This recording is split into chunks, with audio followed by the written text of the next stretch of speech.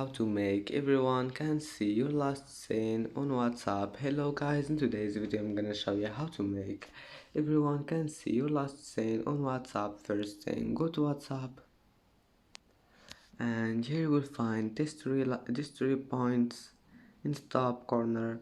Just click on it, and after you click on it, here you will see settings, and then click account.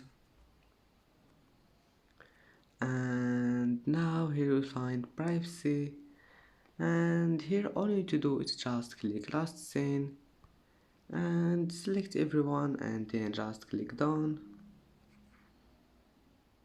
And that's it for today's video.